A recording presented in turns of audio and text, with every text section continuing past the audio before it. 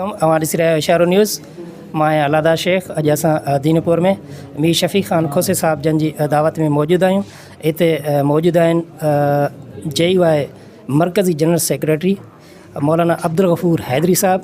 मौलाना हैदरी साहब सेनेट जा deputy chairman बि रही चुका आहिनि ऐं मौलाना साहब जेको आहे न थोरो घणो सिंधी में बि ॻाल्हाईंदा आहिनि।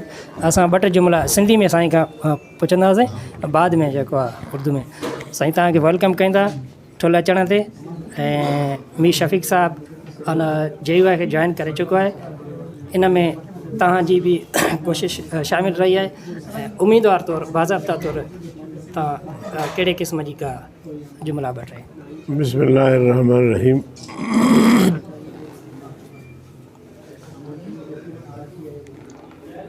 मीर शफ़ीक़ुर रहमान खोसो जन जे अचण सां जमीयत में इंशाअल्लाह ताक़त पैदा थी वेंदी। मां दुआ गो आहियां त अल्लाह ताला मीर साहब खे इस्तिक़ामत ॾे और जमात लाइ उन जे अचण खे मुफ़ीद फरमाए।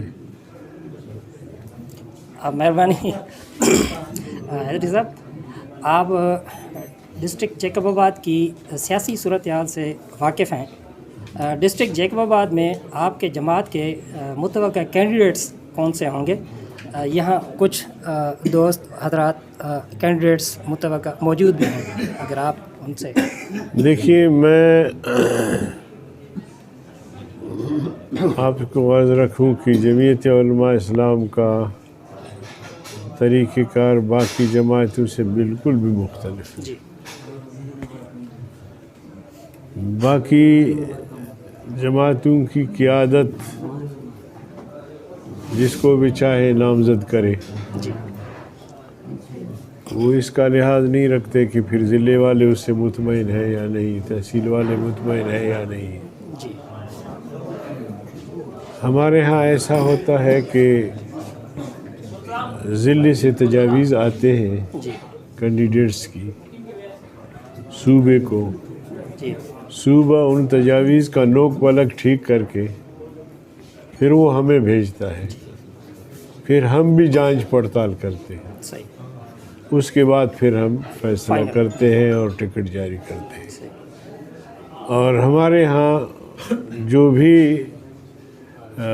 MPA या MNA या सेनेट के लिए दरख्वास्त देता है या रिज़र्व सीटों के लिए, उसका अब तक कोई फ़ीस नहीं है। हमने कोई फैसला अभी तक नहीं किया है। टिकट का कोई फ़ीस नहीं? टिकट का कोई फ़ीस नहीं। इसलिए एक हल्के से हमें 2-2, 3-3 दरख्वास्तें भी वसूल हो रही। यहाँ से भी नाम आ रहे हैं, डायरेक्ट हमें भी वो एप्लीकेशन दे रहे हैं, इसलिए कि हम फ़ीस नहीं लेते। तो ये फाइनल डिसीजन कब तक है सर? ये मेरे ख्याल में 1 हफ्ते के अंदर इंशाल्लाह। अच्छा, पार्लियामेंट बोर्ड का यहाँ पर कुछ उम्मीदवार साहिबान मौजूद हैं, उनके बारे में आपका क्या ख्याल है?